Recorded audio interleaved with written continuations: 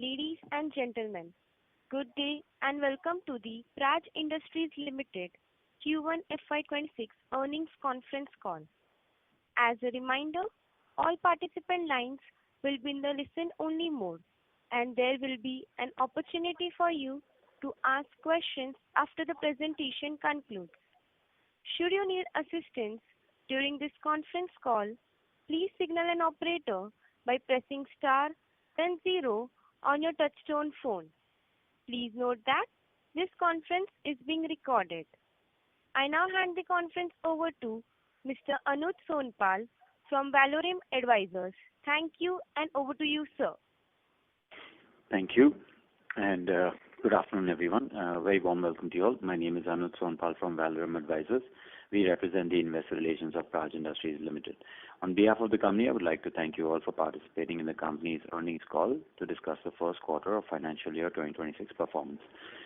Before we begin, let me mention a short cautionary statement. Some of the statements made in today's earnings call may be forward-looking in nature. Such forward-looking statements are subject to risks and uncertainties which could cause actual results to differ from those anticipated. Such statements are based on management's beliefs as well as assumptions made by and information currently available to management. Audiences are cautioned not to place any undue reliance on these forward-looking statements in making any investment decisions. The purpose of today's earnings call is purely to educate and bring awareness about the company's fundamental business and financial quarter under review. Let me now introduce you to the management participating with us in today's earnings call and hand it over to them for opening remarks. We have with us Mr. Ashish Gaikwad, Managing Director, and Mr. Sachin Raole, Chief Financial Officer and Director of Resources. Without any further delay, I request Mr. Sachin Raole to start with his opening remarks. Thank you, and over to you, sir. Thank you, Anuj. Good day, everyone. I welcome you to Praj Industries earnings call for quarter 1 FY26. First, all of you had the opportunity to go through our results for the quarter ended 30th June 2025. The consolidated income from operations stood at rupees 6.4 billion in Q1 FY26 as compared to 6.99 billion in Q1 FY25. PBT before exceptional items for the quarter stood at rupees 96.09 million as compared to 788.8 million in the corresponding period of the last year. Profit after tax stood at rupees 53.4 million in Q1 FY26 as compared to 841 million in Q1 FY25. Of the total revenue, 60% is from bioenergy, 28% from the engineering, and 12% is from PHS business. Export revenues accounted for 39% of Q1 FY26. The order intake during the quarter was rupees 7.95 billion, with 55% from the domestic market. Of the total market intake, 80% came from bioenergy, 12% from engineering, and balance 8% from PHS business. The order backlog as of 30th June 2025 is at rupees 4.45 billion, comprising 62% of domestic orders. Cash in hand as on June 30th stood at rupees 4.5 billion. Geopolitical scenario and uncertainty around US tariff has slowed down the capex-related decisions impacting the order booking. Customers in domestic market are facing liquidity challenges, resulting in delayed and extended project execution. Profit mainly impacted by drop in volume, increased site-related expenses because of delayed execution cycles, and GenX business expenses with no corresponding revenues. It has also affected the absorption of fixed cost. It is pertinent to note that there are no loss of orders or the loss of market share for Praj. Effective tax rate for Q1 FY26 in consolidated financials is 44% because the deferred tax asset on the losses of Praj GenX is at lower rate as compared to the rate of tax for Praj Industries. In yesterday's AGM, shareholders have approved the payment of final dividend of 300% per share. With this, I now hand over to Ashish for his comments on the business performance and other updates. Thank you, Sachin. Good day, everyone. Yesterday, on the occasion of World Biofuels Day, Praj introduced BioVerse. It's a movement to promote innovation, collaboration, and additional applications to further develop the Indian and international bioeconomy. I would like to go to the business updates now. First, on the domestic bioenergy business. As you know, India has achieved its EBP 20 target ahead of its scheduled target of 2025 end. The current installed capacity of ethanol production in the country now exceeds EBP 20 requirement. The discussions are ongoing regarding additional blending mandates. The industry is anticipating a firm announcement on the same. The excess installed capacity has led to temporary slowdown in conversion of new inquiries into firm orders and new greenfield ethanol plants. We believe this short-term situation will improve once the government announces its plans to increase in ethanol blending. Introduction of flex fuel vehicles and engines will also give new impetus. As mentioned by Sachin, despite slow orders, our market share at Praj is intact. Government of Maharashtra has made an announcement of Vikasit Maharashtra 2047. This is a positive development. It talks of bioenergy policy that promises 28,000 crores in investments over the next 5 years in various products derived from sugarcane. While we are witnessing slowness in inquiries of greenfield plants, we are focusing on offering plant modifications as well as solutions as co-products such as distillers corn oil or DCO, rice protein, etc. These are gaining increasing interest from the existing ethanol producers. On the existing projects and on the execution front, liquidity challenges are resulting in extended execution cycles. In few cases, we are witnessing delays in site preparedness and pre-commissioning readiness due to the lack of funds. Moving on to the international bioenergy business. Despite good inquiry basket from America, there are some delays in order bookings. Some of these are due to the tariff-related developments.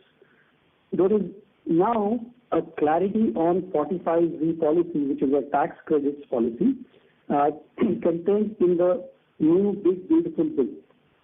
It is an encouraging development for us. However, the uncertainty regarding tariffs may act as a headwind. CBG business. There is a healthy pipeline of inquiries for projects in CBG. The success of our press mud-based CBG plant is well accepted by the customers. New opportunities based on Napier grass as the feedstock are also developing. The decision making is delayed in some cases due to financing challenges. We have a unique offering of combined CBG and biobitumen plant. This unique offering from Praj improves the project ROI and payback period. We have initiated discussions with customers regarding the addition of biobitumen modules. Since it can significantly improve the viability of the CBG plants, we are witnessing increasing traction. As mentioned in the last quarter, we have signed a term sheet with BPCL for developing 10 CBG projects. We are in the process of finalizing the JV agreement. Services business. This business is continuing its journey on a healthy growth path with a good performance. Apart from our performance enhancer solutions, we also have a healthy inquiry pipeline for biogenic CO2 capture solutions. On the SAF business front, we have received an order for detailed engineering for commercial sized SAF plant in the USA. This is for a detailed feed engineering package. This is going to help us in capability development in ethanol to jet projects. On the policy front, UP government is expected to come up with Sustainable Aviation Fuel Manufacturing Promotion Policy 2025. This is aiming to establish the state as a leading hub for SAF production in India. In one more SAF related development, Praj has entered into a partnership with IATA and ISMA to advance SAF carbon assessment and certification in India. This collaboration aims to conduct a comprehensive life cycle assessment or LCA of SAF produced from Indian sugarcane feedstock using the ethanol to jet pathway. The goal is to determine an accurate carbon intensity number for SAF and establish a certification methodology suited to the Indian context, aligning with the international standards. Moving on to the engineering businesses. On GenX front, tariff uncertainty and the reduced prioritization of energy transition projects has affected order booking. Several projects are either delayed or on hold. The fixed cost at GenX facility, coupled with limited revenue activity, has negatively impacted our bottom line. We are closely monitoring developments on the US tariff front. We expect to be in a better position to comment on its long-term impact on the energy transition and the climate action business by next quarter. Expanding application of modularization across industries and the geography is going to be the driver for capacity utilization of our GenX facility. On HPS front, on PHS front, we have a good pipeline for our solutions for segments of high capacity fermenters, complex injectables, and blood plasma. We are also exploring opportunities in emerging sectors like batteries, solar cells, and semiconductors. On bioplastics front, we have now started discussing our offerings with potential customers, and the inquiry pipeline is building up. Overall, despite challenging business environment, our core fundamentals are strong, our growth vectors are intact, and therefore we remain committed to our long-term growth vision. I now conclude my remarks, and I would like to thank all of you for joining our call today. We would now be ready to discuss any questions, comments, or suggestions that you may have. Thank you. Thank you very much. We will now begin the question and answer session. Anyone who wishes to ask a question may press star and 1 on their touchtone telephone. If you wish to remove yourself from the question queue, you may press star and 2. Participants are requested to use handsets while asking a question. Ladies and gentlemen, we will wait for a moment while the question queue assembles. The first question is from the line of Mohit Kumar from ICICI Securities. Please go ahead. Good afternoon, sir. And so my first question is on the domestic execution. Sorry to interrupt you, sir. Yeah. Your voice is very low. Can you Is please better use now? your handset? Yes, sir. Yes. Please go ahead. Yes. So thanks for the opportunity. My question is on the domestic execution.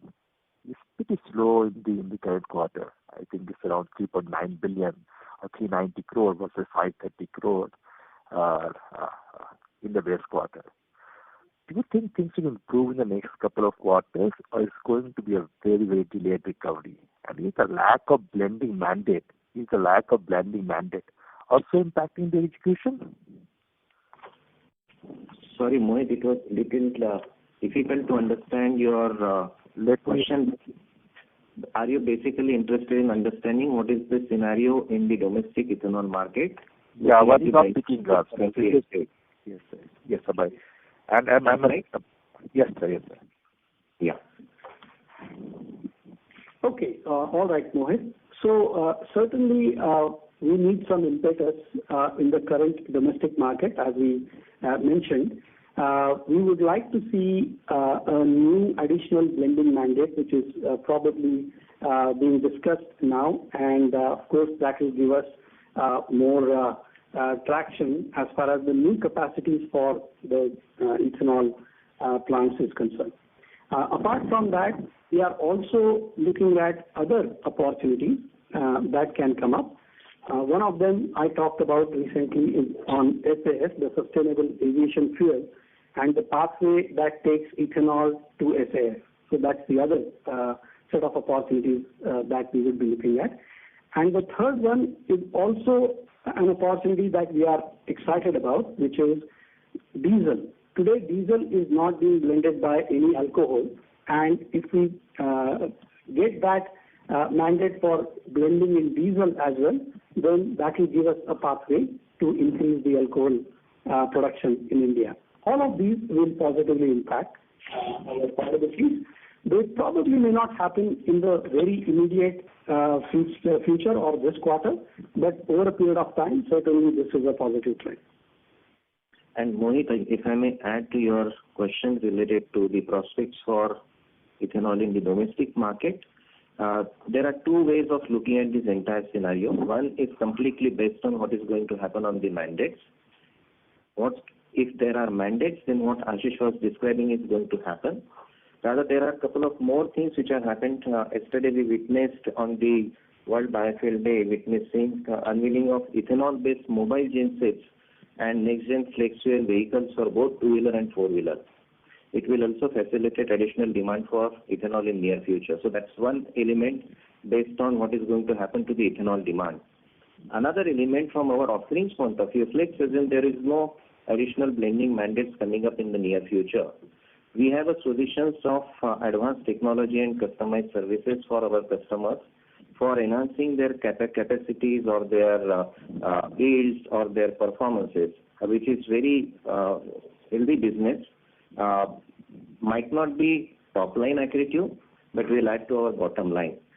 And in addition to that, we have started our services business in a small way in the last couple of years, but it is taking a very big shift now, especially providing the performance enhancers to our customers, providing the services in addition to operations and maintenance. So there is a big bouquet or big basket of services which are also getting provided to our customers. So that's an additional element for the domestic market, which will add on irrespective of whatever is going to happen to our blending mandates. Understood, sir. My second question on CBG. Of course, you're executing a very large order of CBG of around 500 crore. How has been the experience and how do you see the finalization of new tenders in the near term? Okay. So, Mohit, on CBG, I think the industry has been learning over the last few years. And that learning has now, at least for Praj, resulted into doing these projects with much more efficiency and much more standardization. Especially for the press mud, which is a feedstock for CBG. We now have 3 successful projects which are producing CBG at capacity, and that is certainly a good news. There are more inquiries coming up, especially there is an interest in a feedstock like napier grass, and we are working on our proposals and working with the customers to see how we can take a fair share of that market as well. Overall, it is still a developing market, CBG, and it will take some time for it to become extremely stable. And we are engaged with that market, so we'll keep you posted. Yeah, thank you, Mr. Sir. Thank you. Thank you. Thank you, sir. Ladies and gentlemen, in order to ensure that the management is able to address questions from all the participants in the conference call, please strictly limit your question to 2 per participant. The next question is from the line of Atul Tiwari from JP Morgan. Please go ahead. Yes, thanks a lot for the opportunity. So my question is on order inflow. So if the extension of this blending mandate had not come beyond 20%, say for this year, can we still maintain about 800 odd crore rupees of quarterly order inflow run rate, or do you expect it to slip further from here? Yeah, good question, Atul. You have seen that our current order booking is in that range, what you mentioned. We, of course, aim higher, based on the inquiry pipeline that we see, but the decisions can sometimes get a bit delayed. So, that's what I can say at this point in time, that it is fair to assume that type of a run rate.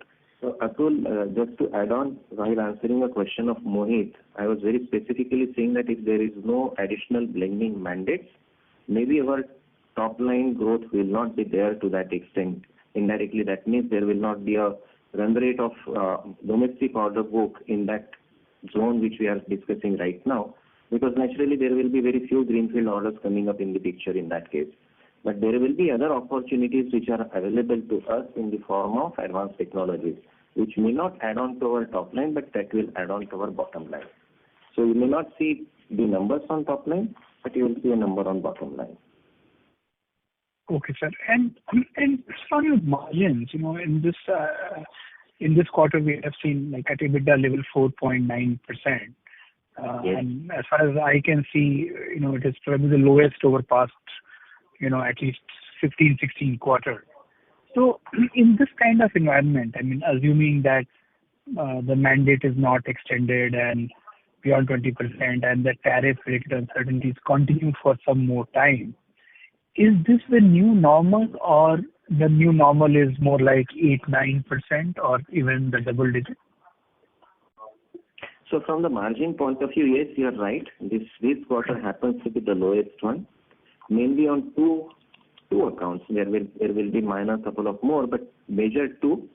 We have seen a drop in top line by almost 220 crores as compared to March quarter, which has contributed heavily on not having the margins, because the fixed costs to that extent are not getting recovered. One, two, the subsidiary of our Phoenix facility, which is completely operational, completely functioning, but not correspondingly generating revenue at this point of time. That is second one. And third one, in the other expenses, we have seen some kind of spike in the site-related expenses because of couple of sites where the work was continuing. We had some challenges on getting the labor for those particular sites, which actually added into our cost. So that's the another reason.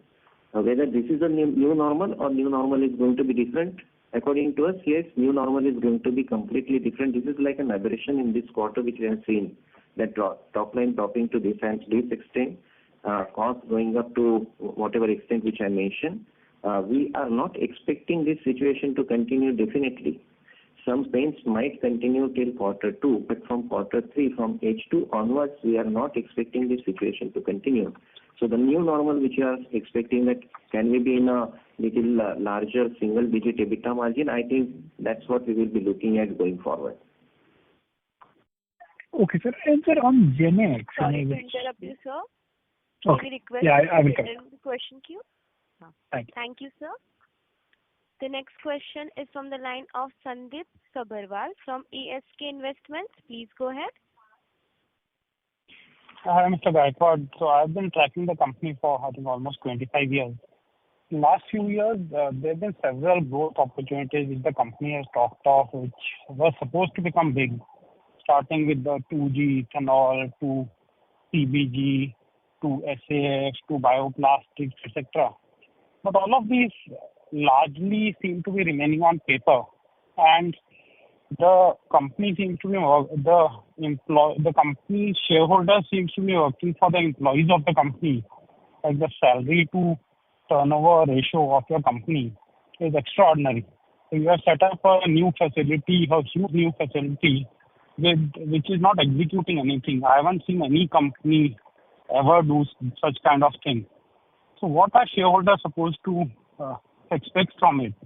If you actually go and listen to your company transcripts when you were not there, conference call transcripts, last 4-5 transcripts, this sort of decline in turnover and the challenges you are talking of, these were never talked of earlier.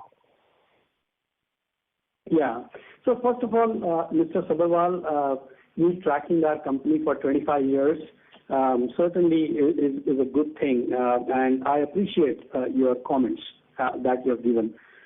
See, we are also a technology company. We develop a technology. We develop that in the field of the bioeconomy, and it is a developing economy. So there are, timelines which are extended. You talked about 2G, CBG, SAF, and also bioplastics.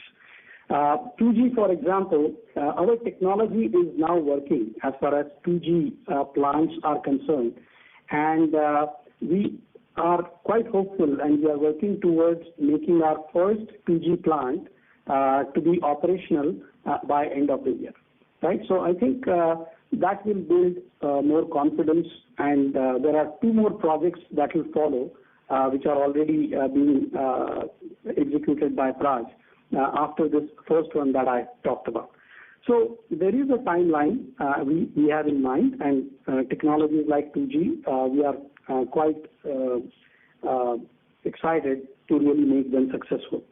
Bioplastics is the same thing. It is driven by a little bit of regulation side as well, but we believe that these trends are correct, and these are difficult technologies to work with. Praj has always done difficult things. Even ethanol, when you see, several years ago, when Praj was talking about ethanol, nobody else was talking about it. And now you clearly see the success of, the way ethanol is being blended in gasoline, ethanol to jet as the pathway, etc. So patience pays, and especially in the technology field that we operate in, there is a definite, reward to the patients. I don't think you covered the aspects which I talked of, but in any case, now Mr. Chaudhary came out with a vision 2030, where he said that you are looking to triple turnover and I think grow profits by some levels, which I don't remember now. And immediately after that, the growth of the company has started declining. So can you just comment on that? What are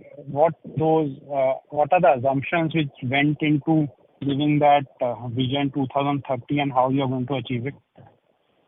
Certainly.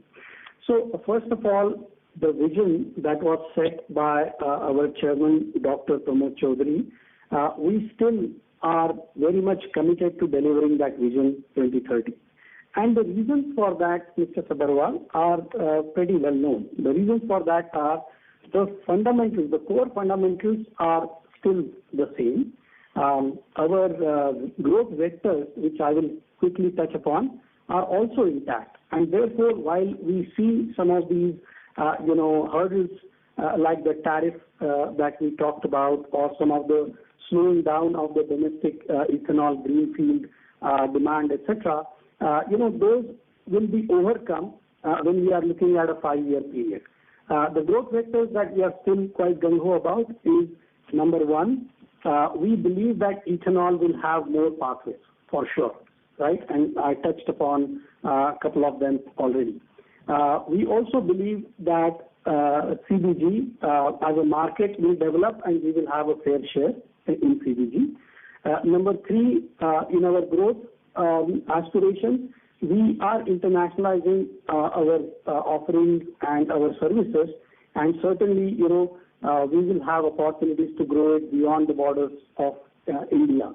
Bioplastics also, although it has moved slowly, but it will have the market opportunities developing. We can see those opportunities developing as well. So when you look at the growth vectors that we are talking about, both in the biofuel side and the renewable chemicals and materials side, which is how our portfolio is balanced, those are going to take off. On the equipment and the modularization side, we've had this slowness, which Sachin mentioned, but we will explore new opportunities in new industries as well as new geographies, so that we are able to better utilize our GenX facility. So I hope some of your points that you raised, which are valid points, some of those are addressed by my answer.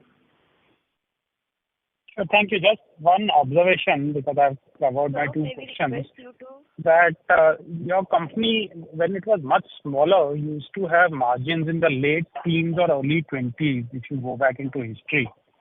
And as it's become bigger and bigger, the margins are actually declined, whereas it should work the other way.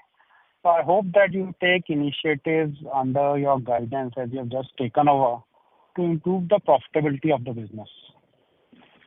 Certainly, sir. I think profit remains one of the top focus areas for us. And as you mentioned, we will certainly take action so that we can maintain a certain level of bottom line.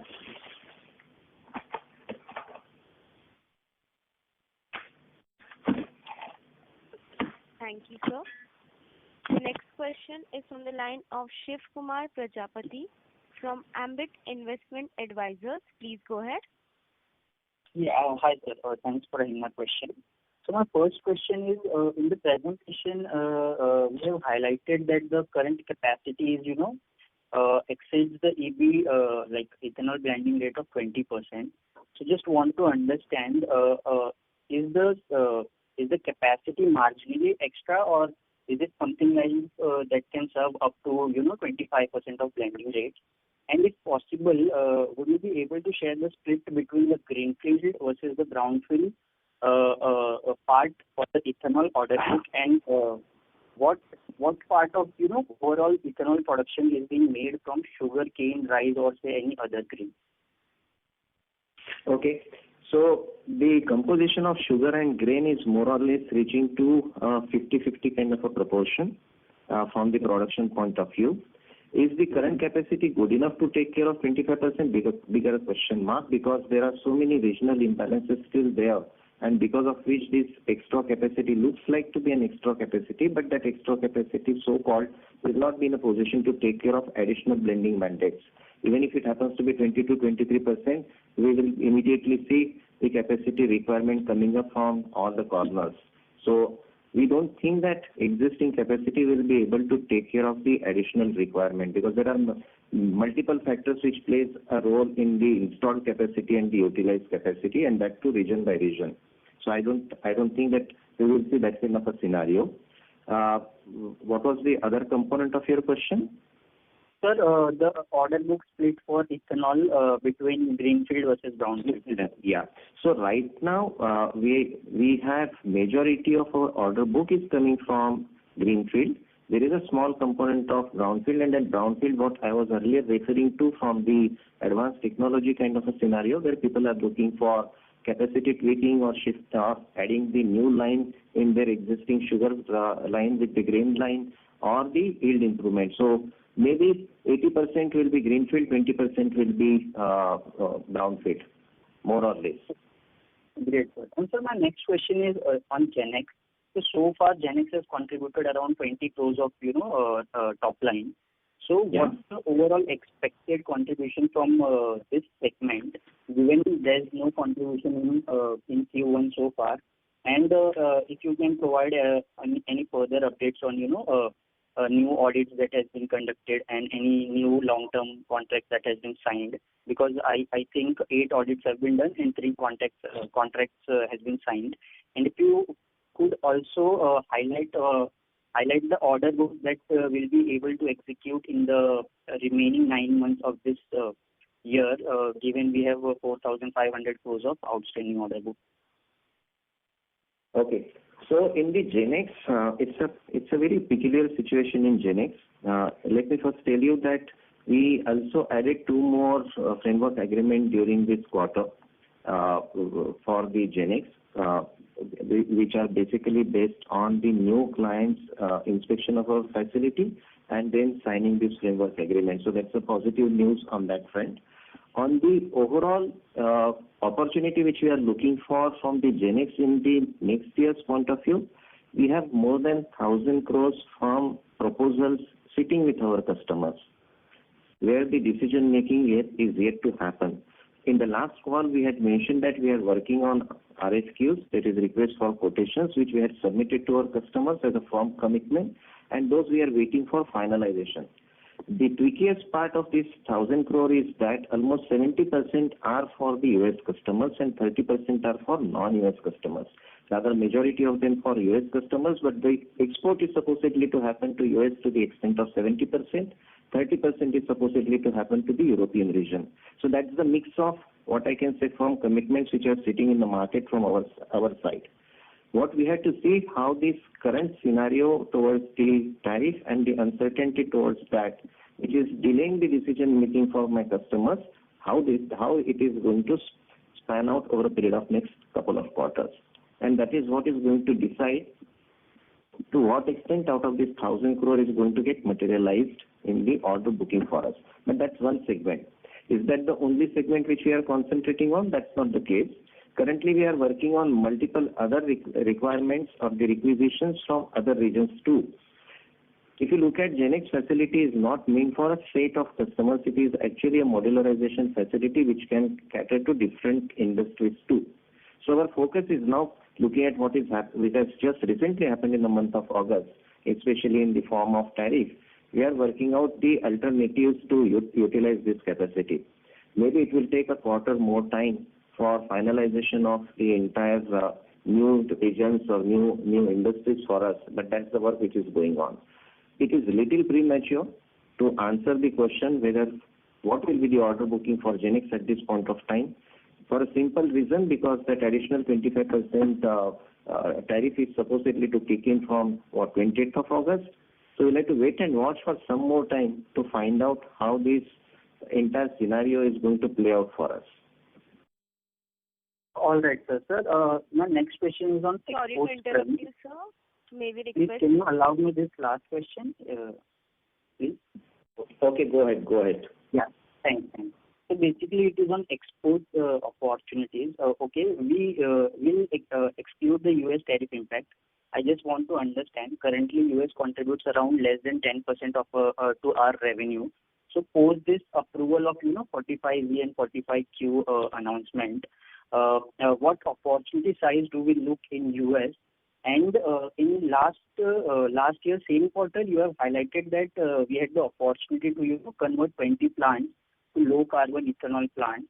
So is there any update on this? And plus the Brazil has also raised their mandates from 27 to 30% for gasoline, whereas for biodiesel it is been raised to 15% from 14%. So just want to understand how much does Brazil contributes to us and the opportunities after this mandate update from Brazil. Okay, I will try to answer this question little in short because there is a long queue of questions which are standing in the line. So answer is very simple. For US 45Z, rather this was a mixed bag for us. 45Z is very positive development because it's an extension of the credits which are supposedly to be available from 2027 to 2029. That's one positive.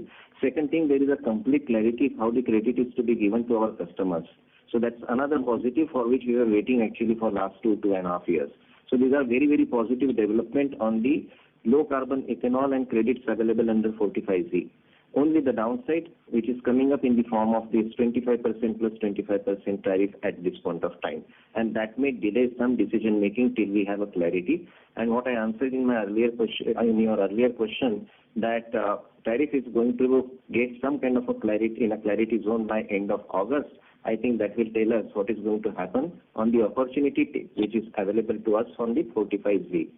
Second question is related to Brazil. Brazil, we believe that there is a increased blending mandate which will definitely open an opportunity for us in the Brazil market. But again, we'll have to see it is not only India and Brazil. There is US again sitting between Brazil and US. What is going to happen from the export of ethanol from Brazil to US, which is a very common factor? What will be impact on their export because of their tariff, because they are also in a very large kind of a tariff number, and what kind of a capacity expansion they will be looking at. That's again, we'll have to wait and watch. So there is a very minuscule, not minuscule, maybe 10% to 15% kind of an impact, as you rightly said, from the direct US business of ours. But there are many factors which will indirectly affect us because of this kind of a scenario. So we'll have to wait and watch on this front, at least for a month, till we see what happens on the balance 25% tariff. Yeah.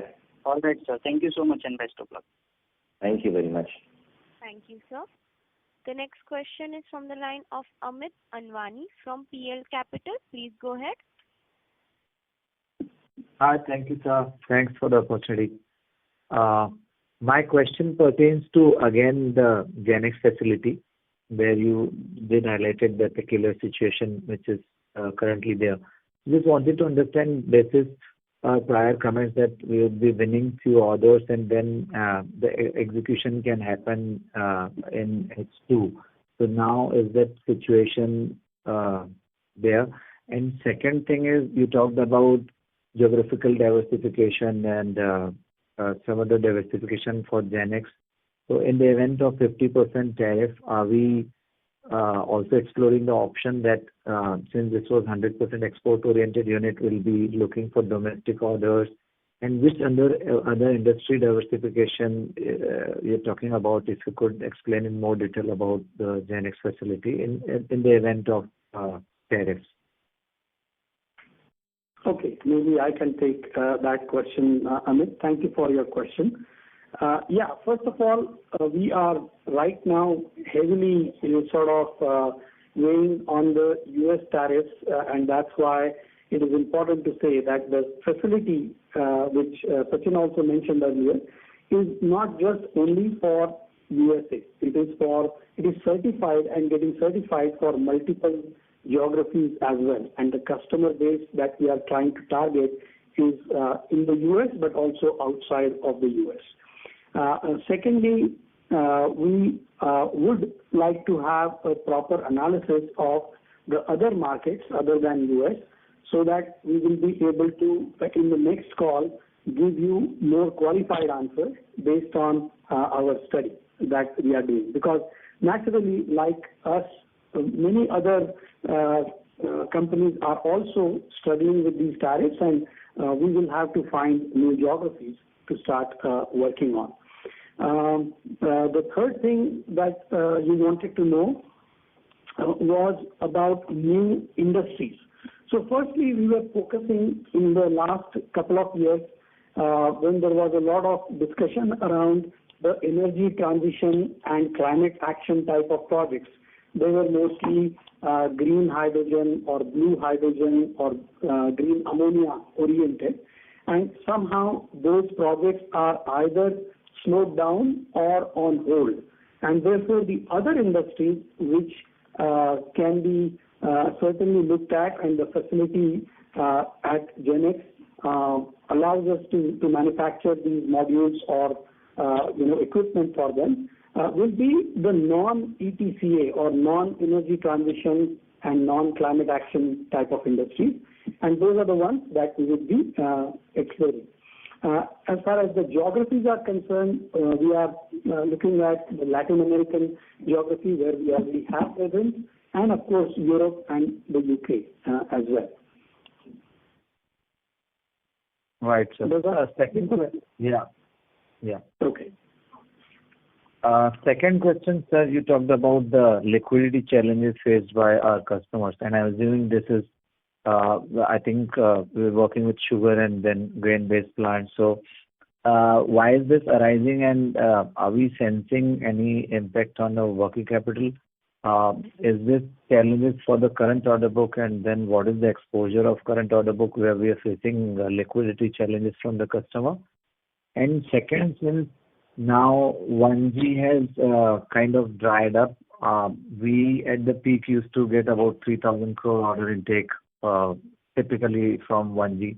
Are we expecting less than 1,000 crores since there's no orders, and even EDP further mandates will take a lot of time to materialize because of different challenges? So more clarity on these points. Yeah. So, Amit, your first question related to working capital, I must accept and admit that yes, there is some kind of a strain. We are seeing to some extent accumulation of inventory and receivables in this quarter, but not alarming. Rather, that was the main reason when we took a decision that we don't want to keep on dispatching the goods to our customers without having cash on table. That's what has affected the revenue coming down from last quarters of 860 to 640 of this quarter. So that was a very conscious call which we took, that if we are not seeing the money on the table, we will not continue with dispatches of the goods. Let's understand what this liquidity problem is. All our customers technically have sanctioned loans from their banks. It is not that they don't have money in that sense, but they have a sanctioned loan. So these cases are completely backed by financing. The problem which my customers are facing is very simple. As you know, Amit, that we generally do 40% or maximum 50% of the entire greenfield project of any of our customer. So let's assume a project size is 100 crores and I'm doing a project of, my component is 40 crores. The sanctioning of a loan is for the entire 100 crores. What bankers are saying that we would like to see the development happening on the project across the project and not only what Praj is doing. And if there are any delays in other vendors' work which they are supposed to carry on, or the civil work which my customer is supposedly to take care of, is affecting the disbursement of loan for my customer. And that's the reason why we are working with them. We are helping them to figure it out how they can move forward so that our components can also get dispatched.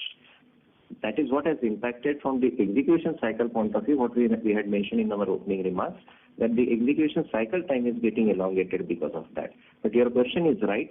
We have seen some kind of a strain on the inventory getting piled up because of the dispatches were not happening, but that is a running inventory, so we are not worried on inventory, and we didn't allow our receivables to go completely out of our hands, and we are working with our customers for recovery of that money too. Sorry, Amit, what was the second part of your question? The second part was on the, since 1G orders, we are clocking 3,000 crore FY23, 24, 25, and since there would be absence of 1G orders, are we seeing order intake drastically declining on 1G front? Since you said that there will be only service orders, and I'm assuming that the non-ethanol based or non-EBP 20 based order would be maybe 200-300 crore more crore liters. Understood. So I may not be able to exactly give what that number is going to be, whether it is going to be less or more. But we are only right now talking about domestic ethanol. We are also working in other geographies. US happens to be one of that. But other geographies which Ashish was mentioning, especially in the Latin American market, rather this quarter we got a big order from the Latin American market in the international segment. So we are looking at not only domestic market, but we are looking at international market. Rather, let me put it in another way. We are not only looking at US and India, we are looking at other geographies where a lot is happening because those countries are looking for increased mandates also. So there is a possibility of, I may not be able to comment whether it is going to be 3,000 crores or 2,000 or 4,000, but there will not be a drop to that extent the way in which you are looking at. I don't think that is the scenario which we are aiming for. We will not be getting into that kind of a zone. Only the composition of my bioenergy basket may change. Yes, there might be some drop in domestic, but we will get compensated from some other basket. That's what we are looking at. Understood, sir. Thank you so much for answering. Thanks. Thank you, Amit. Thank you, sir. The next question is from the line of Shivani from Monarch Net Worth Capital Limited. Please go ahead. Thank you for the opportunity. Am I audible? Yes, Shivani. Yes, ma'am. Yeah, hi. Most of my question is already taken up, but a quick one. One is that we've already talked about bioenergy and engineering, but can you give me a sense of what we are doing in the value-added area, when we can see revenue realization kicking in? So that's my first question. And second question is on diesel ethanol blending. So although we have been hearing about it for a long time, but what is the scenario on ground, if you can give us some sense? Sure. Thanks, Shivani, for the question. The first one is on the value-added products or co-products, as we call them. What we are trying to do here as a technology company is to see an existing asset and get more and more out of that asset. So therefore, we have add-on modules to an existing plant. For example, if you have a corn-based ethanol plant, we can provide what is called as a distiller's corn oil module, DCO as we call it, and therefore the producer can get an extra income by producing that distiller's corn oil, which then gets into various applications, one of them being the input for biodiesel. Right. So also there is something called as rice protein. So if you have an ethanol plant that is working on rice as a feedstock, then we are able to extract a good quantity of protein from that, which is human edible and also something which is very beneficial. So there are multiple such add-ons that we are working on, which will help the existing assets and get more return from those assets. So that's the first part of your question. The second part of your question... If I can intervene. Can you also talk about the biobitumen and bioplastic bit, because we have been doing capex for that, and when we can see the revenue realization coming in for that? I understand most of it is also in the R&D phase, but some visibility or some commentary on that? Sure, Shivani.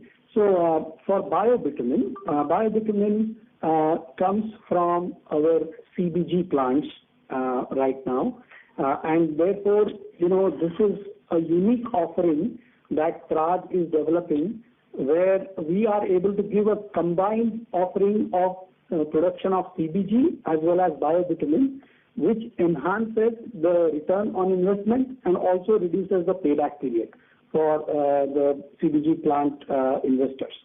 And this is something that we want to take to our customers as a differentiator from Praj. That also is a value-added product, the biobitumen, and its use, as you know, is in the highways and the road building.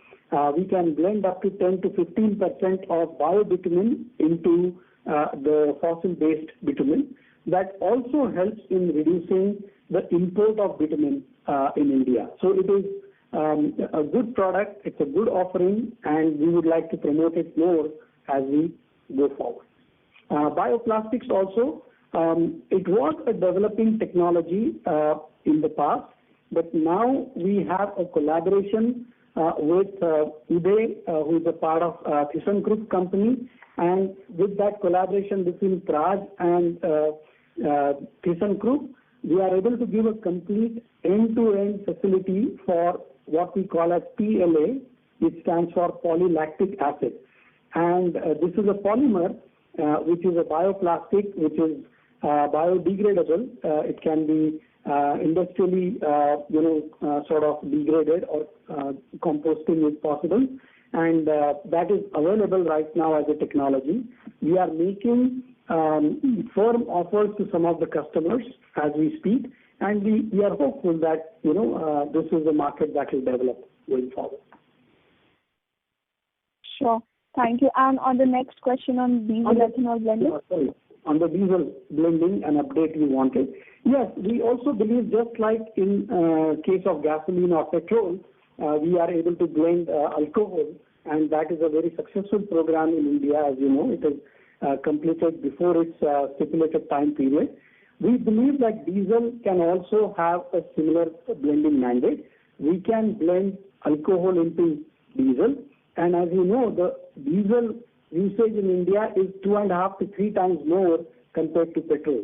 So that's another pathway for our type of technology which produces alcohol that can give a blending into the diesel, which is a drop-in fuel, as we call it. There is no necessity to do anything else. It just blends into the diesel, and therefore it can be used without any problems in the diesel engines. The other thing I would like to mention here is while EVs can be popular, electric vehicles, they are for short distances. But the diesel engines, which are used in trucks for long distance freight forwarding, you don't have a very good alternative for as EV. And therefore, blending such as what I'm talking about, the alcohol blending in diesel, can be really helpful for our nation to reduce pollution as well as to find an alternative to the fossil diesel. Sure. Thank you so much, sir. All the best. Thank you. Thank you, ma'am. The next question is from the line of Vikram Suryavanshi from Phillip Capital India. Please go ahead. Good afternoon, sir.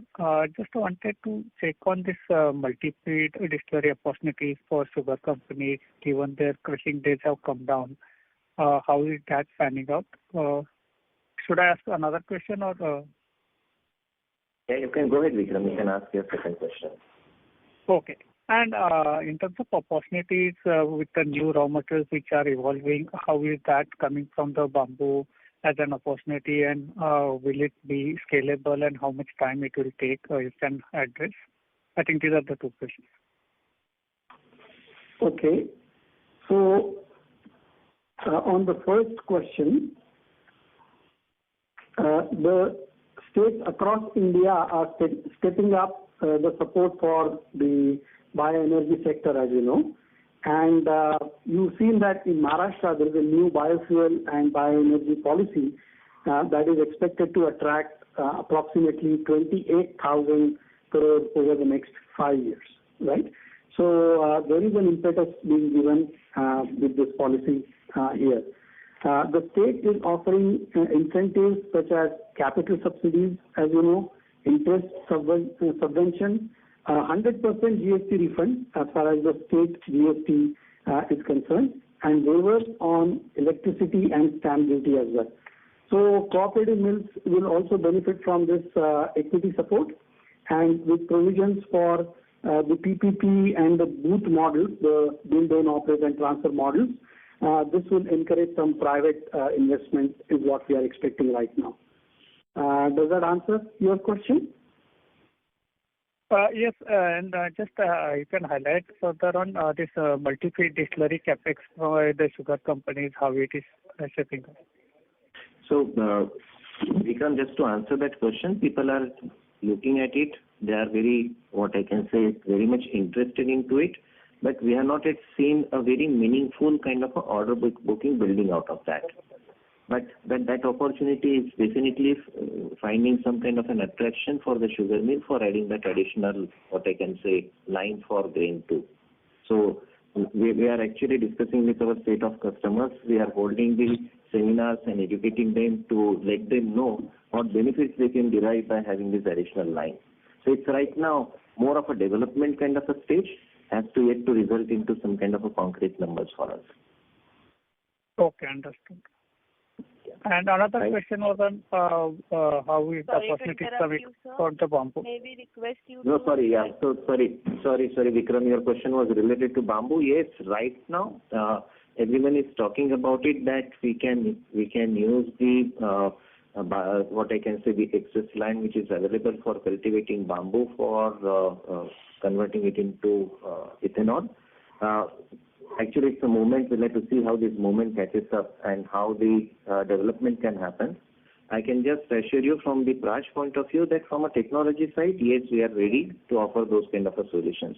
And we will see how the opportunity develops under this segment. Got it. And just one clarification I did. Should I go ahead? Yeah, go ahead, Vikram. Go ahead. Okay, thank you. This diesel blending, what we are talking as, we are primarily looking as a opportunity with ethanol with a binder or isobutanol? Yeah, I think it's a good question, Vikram. Thanks for asking. We believe that with a binder, etc., it could get even more complicated. So we, given a choice, we would say that we should have a material that will easily blend and is a drop-in fuel, as we call it, and that is isobutanol at this point in time. So we are doing some experiments with different agencies who can certify it, and the test results are really encouraging, but more we will share with you as we go forward. Thanks for clarification. Thank you, sir, and all the best. Thank you, Vikram. Thank you, sir. The next question is from the line of S. Ramesh from Nirmal Bang Equities. Please go ahead. Good morning and thank you very much. So when you mentioned about advanced technology being profit generator, can you mention some indication of what will be the scale of profit you can do for the next 1 or 2 years, or what percentage of your earnings will come from that? Because your turnover may not improve much. Can you give us some sense on that?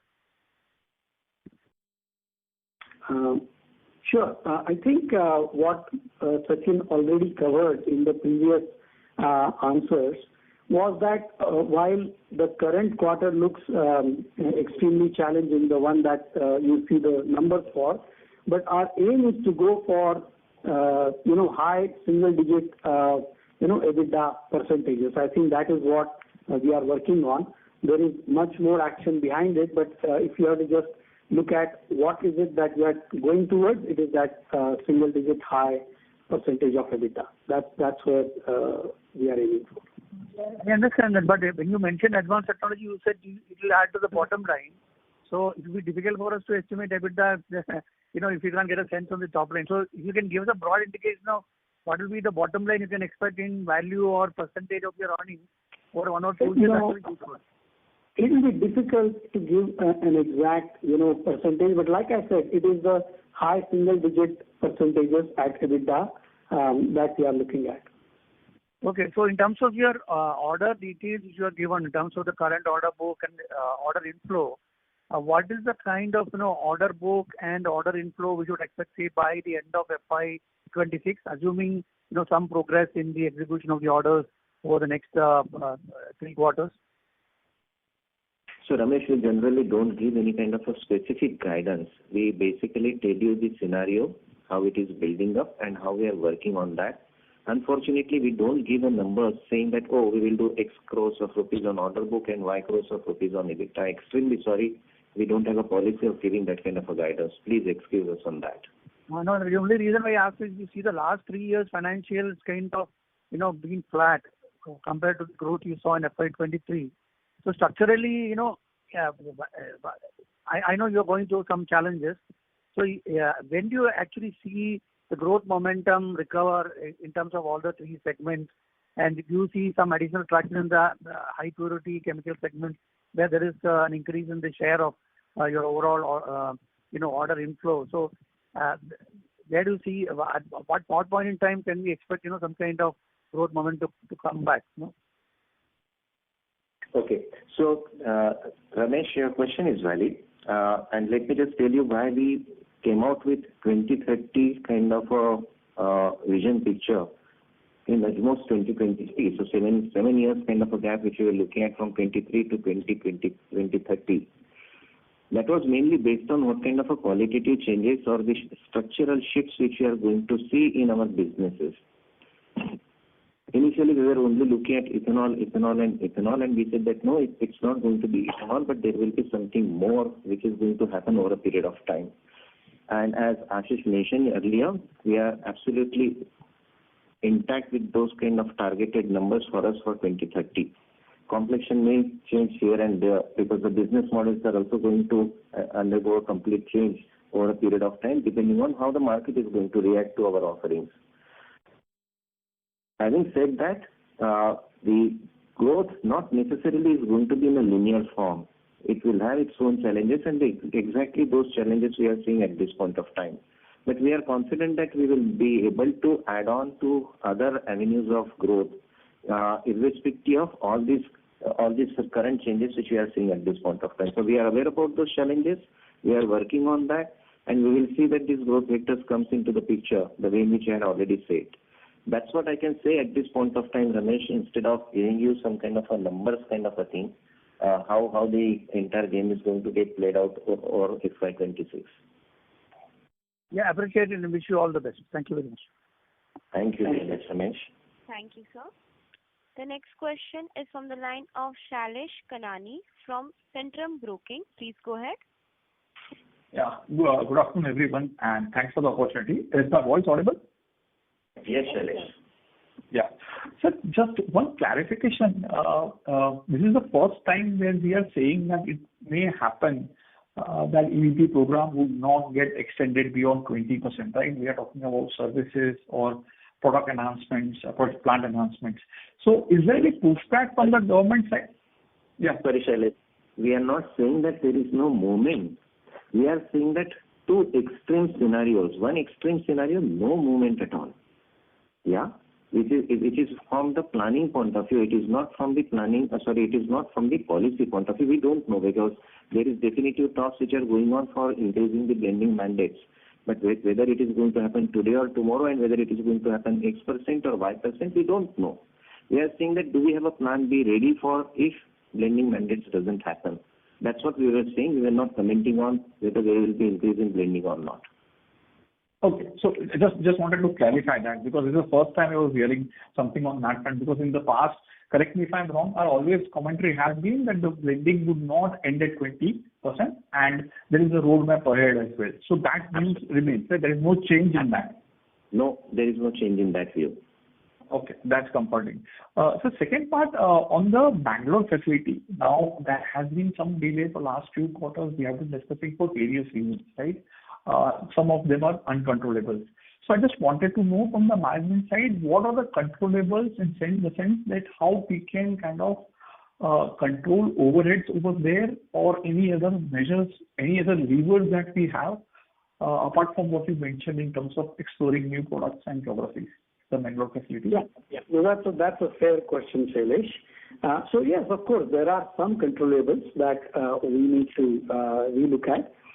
We will relook at first of all, we'll have to relook at our order pipeline, right? Because some of these orders are there. We have made proposals. Sachin talked about 1,000 crores worth of proposals still in the play. But maybe some of these will get on hold or they will get delayed. So having analyzed that pipeline, we will have to look at our cost structure and we'll have to see where we can therefore put those controllables. And accordingly, we will try to readjust ourselves as far as our GenX business is concerned. That's the process that is going on right now. I will not be able to comment on that right away because that exercise is not yet completely done. The tariff scenario is just evolving. And as Sachin mentioned that, depending on what happens during August, we will be in a better position to talk about it in our next conversation. Fair enough. Just a clarification on that side, when we say 1,000 crores of firm orders, that means we have backed orders, we are L1. What does it imply? No. I said 1,000 crores of pipeline, which means the request for quotations had come to us. We've made proposals to our customers who have certified our facility, and now they will be evaluating different bids, including Praj's bids, and then there will be a success out of that. But some projects, because they were, oriented towards energy transition and climate action type of projects, those may get held up or those may get delayed. Fair enough. So just last question from my side. Any CBG orders we have backed during the quarter or we are L1 for anything? And how is the industry position in terms of meeting the blending targets kicking next year? So on the CBG, if we are selected or L1 but not yet announced, I will not be able to comment on that because as you can appreciate that I will not be able to divulge.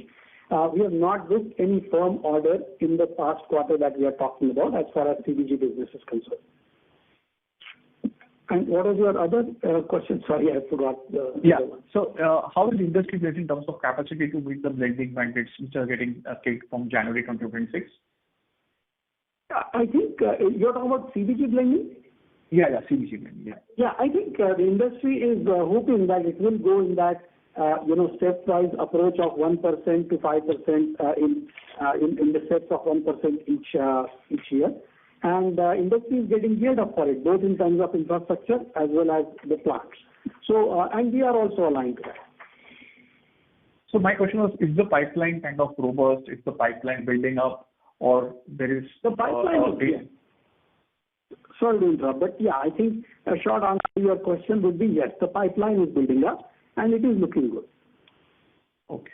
Thanks a lot, sir, and best of luck, sir. Thank you. I appreciate it. Thank you, sir. The next question is from the line of Aditya Mongia from Kotak Securities. Please go ahead. Yeah, thank you for the opportunity. I hope I'm audible to you all. Yes, sir. Thank you. I think two parts to the first question. Both the EBP20 program and how it picks up from here, and what issues is it getting stuck? And again, part B of this question more linked to the bio-CNG kind of process. We've seen certain customers, your peers, getting orders most likely at higher pricing/costing in area, which suggests that the ROI is fairly decent for the developer as such. Whereas then in that case, bio-CNG is stuck. So two things which are stuck for now, and what aspects are they stuck from a scale-up perspective? Okay, I'll try to address that, Aditya. Thanks for your question. The first one was on EBP20 and what is coming in the way. That was your question, right? Yes, so expand it from that number. Is it a feedstock issue? Is it a mileage issue? Where is it stuck at this point of time in a discussion with the government? No, I think maybe I need to recalibrate this. There is no problem with EBP20, which is 20% blending into gasoline or petrol. right? There is no problem there. In fact, India achieved this target way ahead of I'm talking about a further target than 20. Yeah, there is, as far as we are concerned, and we are going by the science experiments and everything else that we have the data for, there is no technical or any other problem as far as the higher blending of another 7% to 10% that can be added. In fact, the vehicles and the engines that they come up with nowadays is able to take that fuel, which is a blended fuel, up to 30% of ethanol. That's what is my information. So there is no technical challenge at all. It's a question of how the policy comes out and how the additional blending mandates are announced by the government. And feedstock may also not be that was the other point that you had, sorry. Feedstock may also not be a constraint because, there is enough feedstock both in terms of grain as well as sugar cane that will be available to make the ethanol, enough ethanol to meet those mandates. On the bio-CNG front, as in ROI is good for developers, at 80% CNG prices, except any biomethane being factored inside, and still the scale-up not happening for the sector as such? Well, I think the scale-up earlier was not happening, possibly because, many of the plants took time to reach the 100% capacity for which they were designed. But now there is a fair bit of success on that. I can speak for Praj, and like I said, press mud plants have already reached and exceeded the capacities for what was the plant designed for. And we believe that for other feedstocks, the plants are yet to come, like Napier grass. There is no plant yet fully commissioned. So I will not be able to comment it for those. But we at Praj are confident that we will be able to deliver those capacities. And the biobitumen part, that is the second part of your question, we believe that the ROI and the payback period will be even better when we combine the CBG and the biobitumen together. And that's what is a unique offering from Praj. Understood. The second question from my side over here, I think somewhere there was a comment made on profitability meaningfully improving in the second half of the year. Any specific assumptions in certain sectors that are being taken when that kind of prognosis is being thought about at this point of time? So, Aditya, the second half we are seeing that the existing orders which are taking some time in the execution cycle, they will continue to come into this execution period in any case. The execution will start happening on that. Some of the orders from the international market which we received in the March quarter and this quarter, they will start actually full-fledged execution from the second half of this year. So these are the basic assumptions which we are considering from the improvement in profitability point of view. Of course, there are other factors, but these are the two major ones which I am right now highlighting, because we are looking at in some pockets some order booking to happen. We are executing some designing orders for our customers. Those will start giving the numbers from the bottom line point of view. So there are many factors which are going to start contributing from H2 onwards. Thank you. I'll get back into the queue. Thank you. Thank you, Aditya. Thank you, sir. Ladies and gentlemen, due to interest of time, that was the last question for today. I now hand the conference over to management from Praj Industries Limited for closing comments. Over to you, sir. Yes. So thank you everyone for your time today.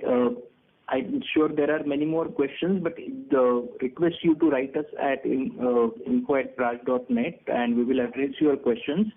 Thanks again for your time, and we look forward to interacting with you very soon. Thank you. Thank you, sir. On behalf of Praj Industries Limited, that concludes this conference call. Thank you for joining us, and you may now disconnect your lines.